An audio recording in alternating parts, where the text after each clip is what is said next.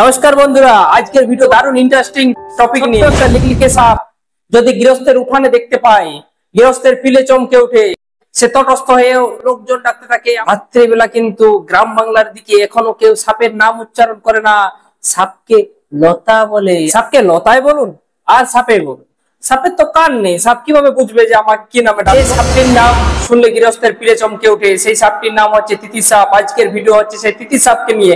আর মজার জিনিস কি জানেন, এই তিতির সাপ বলে কোনো সাপ কিন্তু আপনি বইয়ে পাবেন না, বরং তিতির একটি পাখির নাম, পাখি হিসাবে তিতিরের নাম পাওয়া যায়। আসলে একটা সাপকে আমরা তিতির সাপ বলি না, অনেকগুলো সাপের প্রজাতিকে, ৩-৪ রকমের সাপের প্রজাতিকে কিন্তু আমরা তিতির সাপ বলে থাকি। সেই বিষয়টি একদম পুরোপুরি ক্লিয়ার করব এবং গ্রামের মানুষদেরকে বলবো আপনারা পুরো ভিডিওটা দেখবেন। তিতির সাপকে নিয়ে মারাত্মক কনফিউশন গ্রামের মানুষদের মধ্যে আছে এবং আপনারা লক্ষ্য করে থাকবেন সাপের কামড় যারা খায় তারা কিন্তু বেশিরভাগ গ্রামের মানুষ।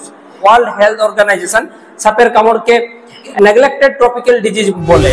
তিতির সাপ নিয়ে আজকে যে মূল আলোচনা, সেই মূল আলোচনাতে আমরা প্রবেশ করি। তিতির সাপ বলতে আমরা মূলত ২-৩টা প্রজাতির সাপকে আমরা একসাথে গুলিয়ে আমরা তিতির সাপ সেগুলোকে নাম দিই। যেমন ধরুন, একটা হচ্ছে ঘরচিতি সাপ, যেটাকে আমরা তিতির সাপ বলি। উদয়কাল সাপ, এটাকেও তিতির সাপ বলা হয়। আবার কালাচ সাপ, এটাকেও তিতির সাপ বলা হয়। আবার দুধরাজ সাপ, এটাকেও তিতির সাপ বলা হয়। তাহলে আমরা পাচ্ছি ৪টা প্রজাতির সাপকে আমরা তিতির সাপ হিসাবে পাচ্ছি। এক একটা সাপকে আমরা ভালোভাবে চিনি। মানে প্রথমেই যে সাপটার কাছে যাব সেটা হয় ঘরচিতি সাপ। তো চলুন ঘরচিতি সাপকে দেখে নি। ঘরচিতি সাপ মোটামুটি কালো রঙের হতে পারে, আবার বাদামি রঙের হতে পারে। এর ঘাড়ের কাছে একটি পরিষ্কার সাদা দাগ আছে। মাথাটি ত্রিকোণ আকৃতি এবং মাথা এবং ঘাড় আলাদাভাবে পরিষ্কারভাবে বোঝা যায়। আমাদের এলাকাতে দুটো পাওয়া যায়, একটা হচ্ছে বেরেড ওলফ স্নেক, যার লেজের দিকে আঁকিবুকি থাকে, সাদা রঙের আঁকিবুকি। আর একটা হচ্ছে কমন ওলফ স্নেক, যেটাকে আমরা ঘরচিতি বলি। ঘরচিতি সাপ মূলত সন্ধ্যাবেলায় এর বিচরণ দেখা যায়। মূল খাদ্য হচ্ছে টিকটিকি, গিরগিটি, ছোট ছোট পোকা এবং ছোট ছোট ইঁদুর। এই সাপটি কিন্তু বিষধর নয়। শরীরে যে চুড়ি, সাদা রঙের যে শরীরে চুড়িগুলো আছে সেগুলো কিন্তু অনেকটা মোটা, চৌড়া, এবং দেখুন লেজের দিকে চুড়ি নেই। কিন্তু আবার বেরেড ওলফ স্নেক যেটাকে বলছি, সেটার আবার লেজের দিকে কিন্তু আঁকিবুকি আছে। কিন্তু আপনি ভালোভাবে দেখলেই বুঝতে পারবেন যে গলার কাছে যে সাদা দাগটি, গলার কাছে সাদা দাগটি কিন্তু ঘরচিতি সাপের অন্যতম বৈশিষ্ট্য। এবং এর মেরুদণ্ডের উপরের যে আঁশগুলি সেগুলো দেখুন, বা মেরুদণ্ডের সাইডের যে আঁশ সেগুলোর সাথে প্রায় সমান সমান। এই বিশেষ জিনিসগুলো দেখে আপনারা এই সাপটিকে আইডেন্টিফাই করতে পারবেন। এরপরে যে সাপটির কথায় আসছে সেটা হচ্ছে উদয়কাল সাপ। উদয়কাল সাপকে আবার কোন কোন জায়গাতে বারোনিয়া তিতির বলা। উদয়কাল সাপের গায়ের রং হচ্ছে ছাই ছাই রঙের বা মাটির মতো রঙের হয় এবং শরীরে আড়াআড়ি ভাবে কালো কালো দাগ থাকে। সেই দাগটি আপনারা দেখবেন যে মেরুদণ্ডের কাছে সেই দাগটি একটু চৌড়া হয়, সামান্য চৌড়া হয়। ছোট যখন থাকে সাপটা তখন রংটা একেবারে হলুদ থাকে এবং তখন এর প্যাটার্নটা একটু সামান্য আলাদা হয় বড় সাপের থেকে। এটিও মূলত সন্ধ্যাবেলার সময় শিকারের খোঁজে বার হয় এবং এর তীক্ষ্ণ বাঁকা দাঁত বিভিন্ন প্রাণীর ডিম খেতে সাহায্য করে। কখনো কখনো দিনের বেলা তো এই সাপটিকে দেখি।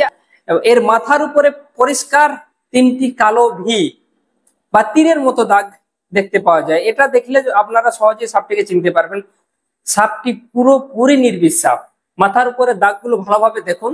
উদয়কাল সাপটিকে আবার পাটার সাপও বলে, আবার পাটার সাপ বলতে বঙ্কর সাপকেও বলা হয়। এই যে মারাত্মক কনফিউশন হয়ে যায় যখন আমি মানুষের সাথে গল্প করি, যে বিভিন্ন সাপগুলো লোকাল যে নাম সেগুলো নামগুলো জানার চেষ্টা করি, তখন কোন কোন ক্ষেত্রে পাটার সাপ বলতে কেউ উদয়কাল সাপকে দেখায়, কেউ পাটার সাপ বলতে আবার কেউ বঙ্করের সাপকে দেখায়, কেউ বারোনিয়া চিতি বলতে খরচিতিকে দেখায়, কেউ বারোনিয়া চিতি বলতে উদয়কালকে দেখায়। এরকম একটা মারাত্মক কনফিউশন আমরা দেখতে পাই গ্রামের মানুষদের মধ্যে।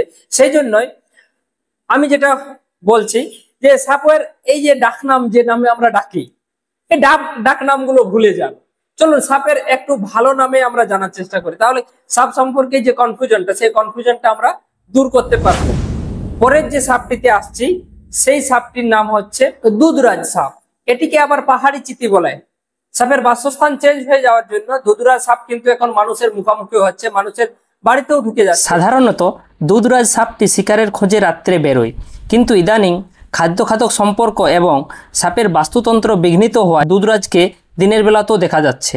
ফলে এই বান্দোয়ান এলাকার মানুষ ভাবছে সাপটিকে আমরা হয়তো নতুন দেখছি, কিন্তু সাপটি দীর্ঘদিন ধরে এই এলাকাতে রয়েছে। সাপটির মাথা লম্বা হয়, চোখ কালো ও গোলাকার, ঘাড়ের পিছন থেকে শরীরের মাঝ পর্যন্ত কালো বা বাদামি এবং সাদা রঙের ব্যান্ড দেখতে পাওয়া যায়। যে দুটো প্রজাতি আমরা এই এলাকাতে সচরাচর দেখতে পাই তাদের একটির নাম কমন ট্রিঙ্কেট স্নেক এবং অন্যটির নাম copper headed trinket snake. Common trinket snake সেটির ঘাড়ের দুপাশ এবং চোখের পিছনে একটি কালো দাগ রয়েছে, এবং যেটি কপার হেডেড ট্রিঙ্কেট স্নেক তার মাথার পিছনে কালো রঙের মালার মতো দাগ রয়েছে এবং তার চোখের পিছনে 3টি কালো দাগ 3 দিকে রয়েছে। শরীর বরাবর দুপাশে কালো বাদামি রঙের একটা দাগ শরীরের মাঝ থেকে একদম পুরো লেজ পর্যন্ত রয়েছে। সাপটি ভীষণ বড় হয় এবং যখন রেগে যায় তখন নিজের শরীরটাকে ইংরেজি এস অক্ষরের মতো করে কামড় দিতে আসে এবং বারবার ছোবল মারে। এক জায়গা থেকে দাঁড়িয়ে দাঁড়িয়ে বারবার লাফিয়ে লাফিয়ে ছোবল মারে সাপটি কিন্তু নির্বিষ সাপ। এটাকে আমরা পাহাড়িয়া চিতি বা পাহাড়িয়া তিতির সাপ বলে থাকি। তিতির শ্রেণীর মধ্যে যে সাপটি বিষধর সেই সাপটির ভালো নাম হচ্ছে কালাচ, মানে যেটা বইয়ের ভাষায় নাম। কালাচ সাপটি তীব্র বিষধর সাপ এবং এটিকে বলা হয় এশিয়া মহাদেশের সবচেয়ে বিষধর সাপ। প্রথমে সাপটিকে চিনব, তারপর বাকি সাপের সাথে এর পার্থক্যটা আমরা করার চেষ্টা করব। তো চলুন সাপটিকে প্রথমে দেখি। আমরা আগের যে ঘরচিতি সাপটি দেখেছিলি, যে সাপটি এই সাপটির মিমিক্রি করে, মানে এর ছদ্মবেশ ধারণ করে, সেই সাপটির সাথে এর মূল পার্থক্য হচ্ছে এর ঘাড়ের কাছে কিন্তু সেই সাদা দাগটি নেই যেটা ঘরচিতির আছে। দেখুন ভালো করে, আপনারা লক্ষ্য করুন তাহলে বুঝতে পারবেন।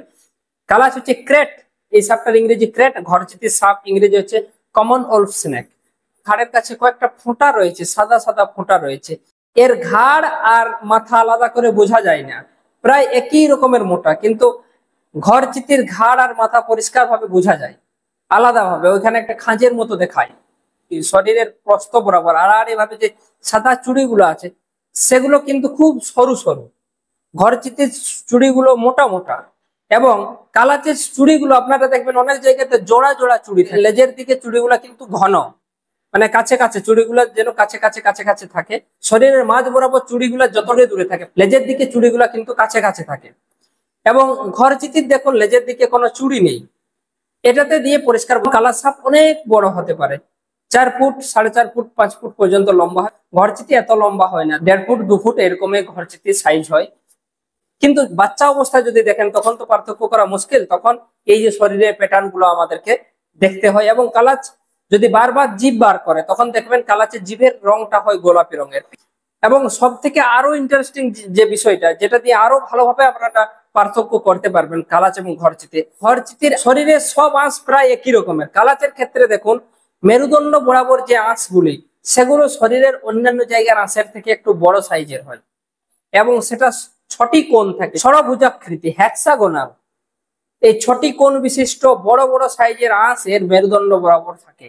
এইটা দেখে আপনারা পরিষ্কার ভাবে কালাচ এবং ঘরচিতির পার্থক্য করতে পারবেন। এর বিষ নিউরোটক্সিন টাইপের বিষ, মানে এই বিষ আমাদের শরীরে ঢুকে যাওয়ার পর আমাদের যে শরীরের নিউরন, যে আমাদের শরীরের সিগন্যালিং ব্যবস্থাটাকে কন্ট্রোল করে। এই যে আমার এখানে আমি চিমটি কাটলাম, কিভাবে আমি ব্যথা পেলাম, কে এই ব্যথাটা আমাকে দিল, মাথায় কিভাবে সিগন্যালটা গেল, সেই কাজটা করছে নিউরন বা স্নায়ুকোষ। সেই স্নায়ুকোষের কার্যকে বিঘ্নিত করে কালাচের বিষ। কালাচের বিষ, খরিসের বিষ এই স্নায়ুকোষের কাজকে বিঘ্নিত করে। তার ফলে কি হয় না, আমাদের শরীর থেকে কোনো সিগন্যাল আর মাথাকে পৌঁছায় না। কালাচ সাপের বিষদাঁত অত্যন্ত ছোট হয় এবং এর বিষে খরিস বা চন্দ্রবড়ার মতো জ্বালা যন্ত্রণা হয় না বলে কামড়ালে আমরা সহজে বুঝতেই পারি না যে সাপে কামড় দিয়েছে। অনেকটা মশা কামড়ালে ঠিক যতটা জ্বালা যন্ত্রণা করে ততটুকুই জ্বালা যন্ত্রণা হয় কালাচ সাপের কামড়ে। সেই সমস্ত তিতির সাপগুলোকে একসাথে এক ফ্রেমে আমরা দেখি। তিতির সাপ ঘরচিতি, তিতির সাপ উদয়কাল, তিতির সাপ দুধরাজ, তিতির সাপ কালাচ। এই সমস্ত সাপগুলি কিন্তু তিতির সাপ। আলাদা আলাদা ভাবে আপনারা শুনুন, ডাক নাম কিন্তু আপনারা ভুলে যান। তিতির সাপ এই শব্দটাই আপনারা ভুলে যান। আপনারা চিনুন ঘরচিতি, উদয়কাল, দুধরাজ, কালাচ, এমনি ভাবে চিনুন। এদের মধ্যে বিষধর কে বলুন দেখি তো? লাল করে দিচ্ছি, লাল বিষধর, এই হচ্ছে কালাচ। কালাচ হচ্ছে বিষধর সাপ, বাকি সবাই নির্বিষ সাপ। এদের জন্য ভয়ের কিচ্ছু কারণ নেই। হাসপাতালে কিন্তু সাপের কামড় হলে অবশ্যই যাবেন, কোনো ওঝার ভরসায় নেই, কোনো গুনিনের ভরসায় নেই, কোনো তাবিজ কবজ কোনো কিছুর ভরসায় থাকবেন না। হাসপাতালে যাবেন, ডাক্তারবাবুরা কিন্তু সাপের কামড়ের রোগ লক্ষণ দেখে ডাক্তারবাবুরা সমস্ত কিছু বুঝতে পারে সাপের কামড়ের বিষয়ে। ভয়ের কিছু কারণ নেই, এই নির্বিষ সাপগুলোকে চিনুন এবং এই মারাত্মক বিষধর সাপটিকে চিনুন, আলাদাভাবে চিনুন। সবগুলিকে কিন্তু আমরা গ্রামের দিকে তিতির সাপ বলে। আশা করি তিতির সাপ সম্পর্কে পরিষ্কার ধারণা আপনাদেরকে আমি দিতে পেরেছি। এবার থেকে কিন্তু আর তিতির সাপ নয়, তিতির পাখির নাম। এবার থেকে আমরা বলবো ঘর চিতি, উদয়কাল, দুধরাজ আর কালাজ। ভিডিওটির দ্বারা আপনারা যদি সামান্যতম উপকৃত হন তাহলে আমি বুঝতে পারবো যে আমার শ্রম সার্থক হয়েছে। এবং এই ধরনের ভিডিও পেতে আপনারা আমার সাথে থাকবেন। আমি চেষ্টা করব আরো কিছু ভালো ভিডিও আপনাদেরকে উপহার দেওয়ার। ভালো থাকবেন, সুস্থ থাকবেন এবং সাবধানে থাকবেন। নমস্কার।